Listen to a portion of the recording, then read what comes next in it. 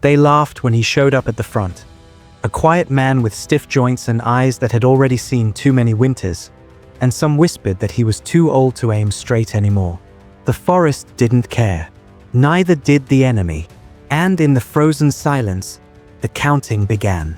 It was the winter of 1939, and the border forests between Finland and the Soviet Union had turned into a white maze of snow, pine trees, and bitter cold that burned lungs with every breath. Soviet soldiers moved forward with confidence, because they had numbers, guns, and the belief that this small country would fold fast. They hadn't planned for the man lying motionless in the snow, waiting.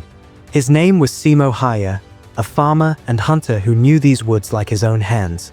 And when the army first saw him, some officers doubted he belonged there. He was short, quiet, and already past the age most soldiers considered prime. Someone joked he was too old to aim. That joke wouldn't last long. Quick thing before we continue, hit subscribe if you want more incredible WW2 stories like this, because we're building something special here at WW2 Vault.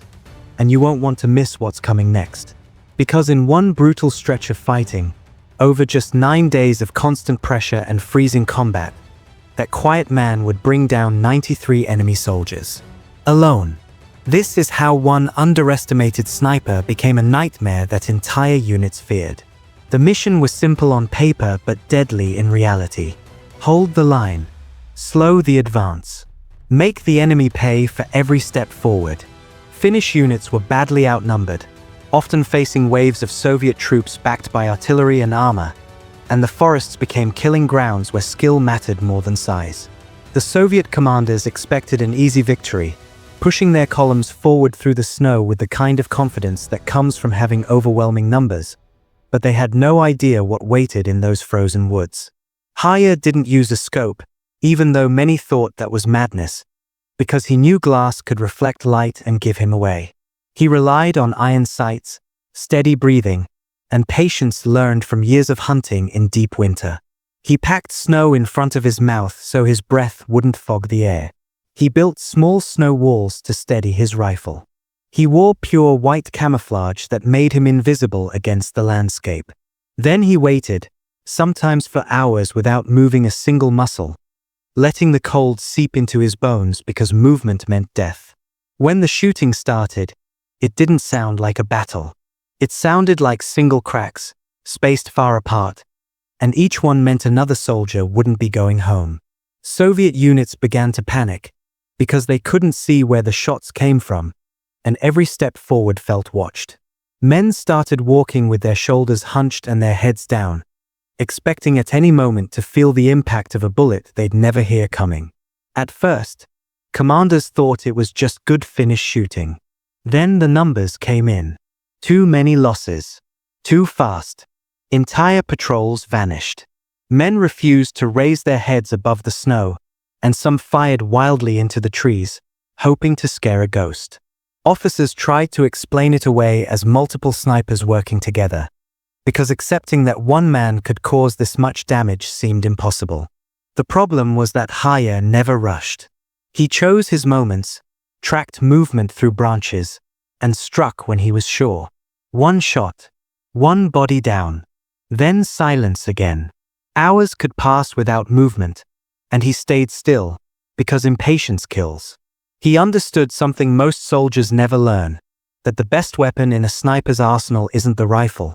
It's the ability to become invisible, to blend so completely into the environment that the enemy forgets you exist until it's too late.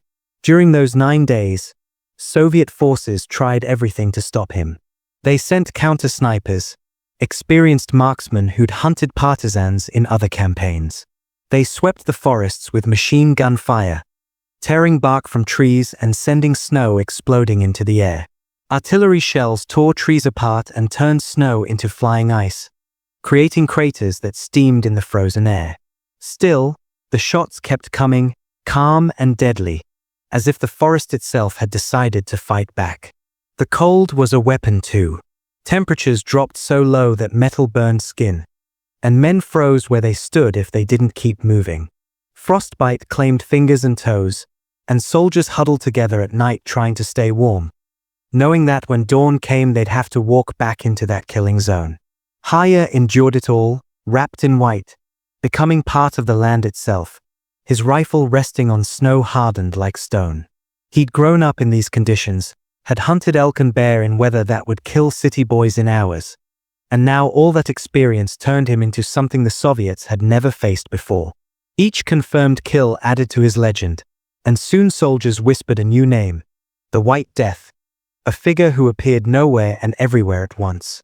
Morale cracked, orders slowed, advances stalled, all because one man refused to be rushed.